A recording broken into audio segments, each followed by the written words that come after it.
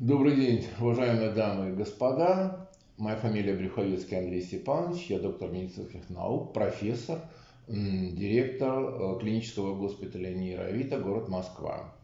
Сегодня мы продолжаем курс наших мини-лекций. Сегодня я хочу остановиться на болезни Альцгеймера и других формах старческой деменции, как постгеномной болезни собственной кроветворной стволовой клетки. Мы привыкли, что болезнь Альцгеймера, описанная Алоисом Альцгеймером как психическое заболевание, несомненно, всегда ассоциируется с тяжелым психическим расстройством. Несомненно.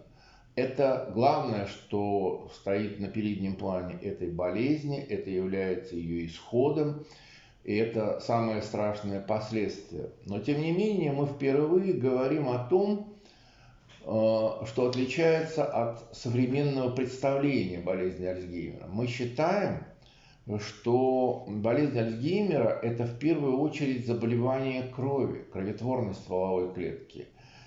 И мы к этому вернемся. Болезнь Альцгеймера и другие сенильные формы слабоумия, они ставится пациенту, когда у него уже погибло 50-60% корковых нейронов. И раньше поставить болезнь практически невозможно. То есть ставят ее всегда по появлению у пациента когнитивных нарушений, расстройств памяти, расстройств эмоциональной сферы.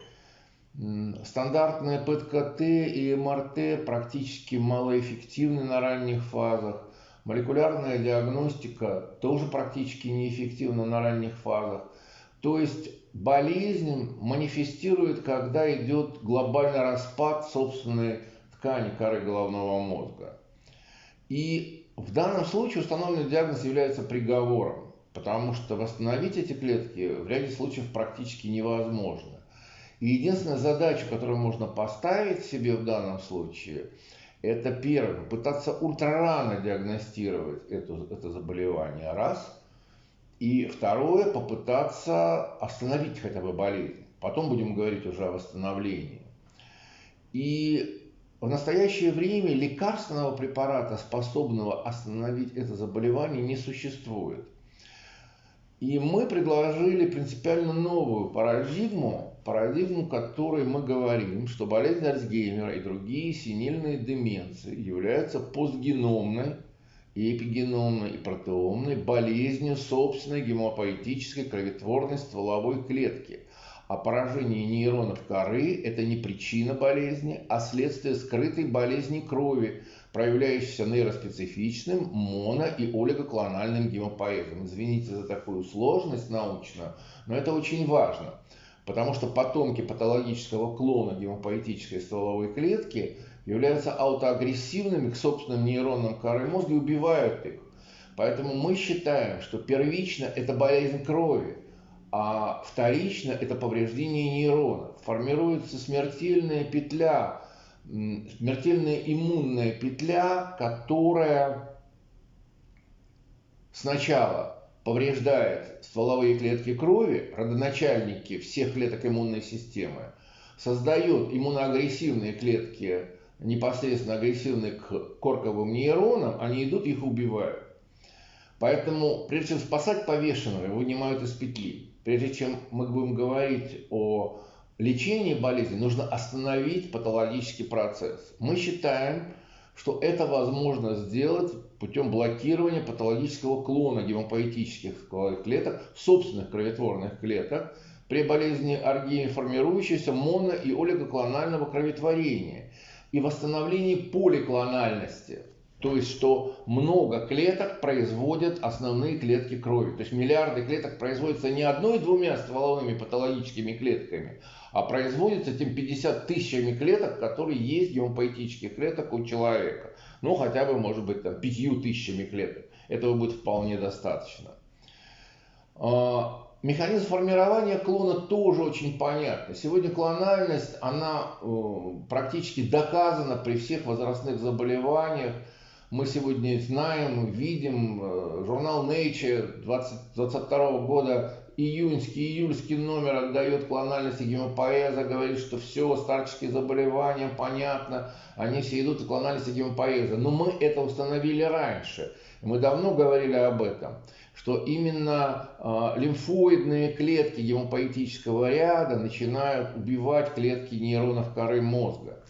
Механизм клональности формируется из-за соревнования клеток. Клетки получают в себе белки, они становятся более медленными, и эти клетки доминируют в клетках костного мозга, и они захватывают, они получают право на деторождение, подавляя деторождение у здоровых клеточных систем. И все здоровые клеточные системы становятся к ним в подсистему и перестают работать, уходят в спящее положение. Поэтому задача первая — доказать, а есть ли у этого больного клон. Да, мы можем это сделать, если использовать протеомные подходы. В данном случае мы используем проточную цитофлюометрию, которая способна исследовать белки мембранной поверхности. Раньше мы делали всю клетку, протомику всю клетку, но это получилось очень дорого, почти $100 000 один анализ. Потому что стало понятно, что в принципе по мембранной поверхности белков мы способны определить. А это уже совсем другие деньги, это уже абсолютно понятно, доступно для каждого человека. Мы сделали эти исследования и показали, что вот этот вот синенький клон, вот он идет, как пила, это и есть клон болезни Альцгеймера. Мы взяли большое количество этих пациентов, обобщили их и вот сделали эти усредненные профили. Вот если сравнивать его вот с этим средним профилем сереньким, который у здоровых пациентов, то мы видим, насколько кардинально отличается этот профиль. То есть мы можем на самых ранних этапах диагностировать болезнь Альцгеймера, когда еще нет и не работает МРТ, когда не работает ПЭТ-КТ, когда не работают молекулярные маркеры, гемопоэтическая клетка уже отреагировала. Она уже создала у себя образ врага, и этим врагом является собственный нейрон. И, естественно, мы на основании этих протеомных исследований можем выделить эту клетку и проверить ее и генетику. То есть наша задача сказать, а это клон? Да, мы можем у этих больных проверить клональность, используя тепловые карты, показывающие связи между общим клональным гемопоэзом, связь его с крупными клонами или мелкими клонами гемопоэтических клеток. Таким образом, мутация генов клональности гемопоэтических предшественников и стволовых клеток и протеомная недостаточность нам позволяют диагностировать на ультрараннем этапе болезнь Альцгеймера. И не только у него, но и родственников его. Мы готовы увидеть этот клон. Вы видите эти линии, которые как пила перерезают жизнь этих людей. И это можно использовать. В чем заключается биотехнология лечения? Лечить надо в первую очередь не нейрон. Надо остановить иммунную агрессию. И эту иммунную агрессию мы предлагаем использовать природоподобную технологию геномного балансирования, экс-виво генотерапии. То есть суть методики заключается вот в балансировке. Мы придумали ее вместе с специалистами генетики Новосибирского университета, что, знаете, как на шиномонтаже, добавляя дополнительный генетический материал, можно убрать неустойчивость этих клеток. Как и на шиномонтаже, там добавляют материал, грузики, и уходит неустойчивость колеса. И здесь та же самая ситуация, простите за такие аналогии автомобильные, но тем не менее становится понятно, потому что все существующие подходы геномного редактирования — это попытка молекулярными ножницами вырезать какой-то кусок гена. А мы говорим, не надо вырезать. Давайте мы добавим дополнительный материал. Возможно ли это сделать? Да, возможно. Для этого нужны просто специальные базовые условия. Генетический материал может попасть в клетку самостоятельно, без вирусов, векторов, плазмид и всякой нечисти, которую мы сегодня используем для геномного редактирования.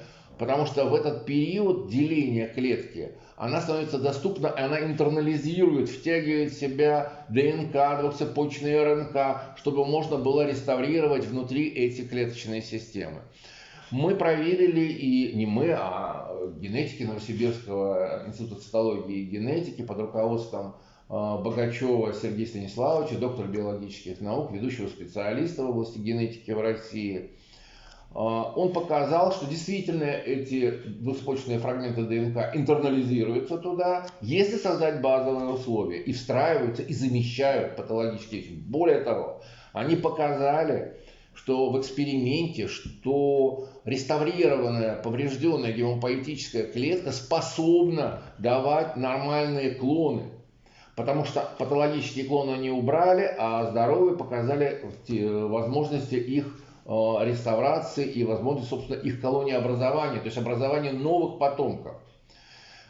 Они очень серьезно публиковали эти сведения по всему миру и в России. И за эти работы они в прошлом году получили премию президента Российской Федерации. А мы использовали эту технологию в совсем других целях. Если они используют для лечения рака, то мы используем ее для лечения неврологических пациентов как молекулярную технологию. Биоматериал для использования этих технологий мы берем, используя абсолютно разрешенную технологию сбора гемопоэтических стволовых клеток или сбора костного мозга. И к нему добавляется в определенных специальных базовых условиях лекарственная субстанция паноген, которая как раз и разрешена еще в 2008 году Росздравнадзором к клиническому применению у человека. Соответственно, создавая условия гомологичной рекомбинации, то есть возможности гомологичной рекомбинации, равнозначной замены, мы создаем условия, в которых генетики смотрят, а реально ли помочь в данном случае этому человеку, а может ли быть возможна реставрация. И если она возможна, они определяют эти базовые условия. Время, экспозицию материала, какие нужно условия создать, чем запустить этот цикл, может быть нужно облучить, может быть нужно ретиноевую кислоту использовать. Там целый спектр разных подходов, как они запускают, собственно, вот эти условия. И они, соответственно, передают их нам. Мы забираем из базы замороженный биоматериал, который мы собрали, и, используя их рецепт, собственно, готовим биотерапевтический продукт для лечения. Соответственно, готовим пациента и экстемпора, то есть перед введением, используя тот рецепт, который нам дали генетики, мы реставрируем клетку, не культивируя ее. Мы используем инкубационные условия, потому что интернализация ДНК происходит за 15-20 минут. Нам этого вполне достаточно. Мы вводим препарат, который дальше будет работать уже непосредственно в организме сам. То есть мы его не модифицируем.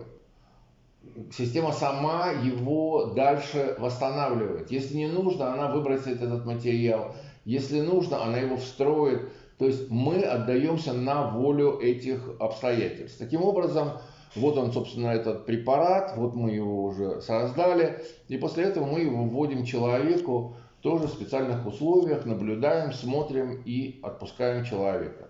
И тем самым нам удается добиться определенных результатов. У нас есть несколько больных, где нам действительно удалось добиться стабилизации процесса. Одна больная была из Америки, она уехала туда, и звонят через полгода ее психиатры, и с удивлением говорит, а что произошло? Она из абсолютно беспомощного человека смогла практически стать нормальной женщиной. Аналогичная ситуация была с мамой бывшего директора. Нам удалось, используя ей эту технологию, практически из бессознательного состояния привести человека в достаточно приличное состояние. Все компоненты технологии разрешены, никаких запретов здесь нет. Просто вот новая идея, новая комбинация и новые мишени болезни позволили нам подойти к этой проблеме. Спасибо большое.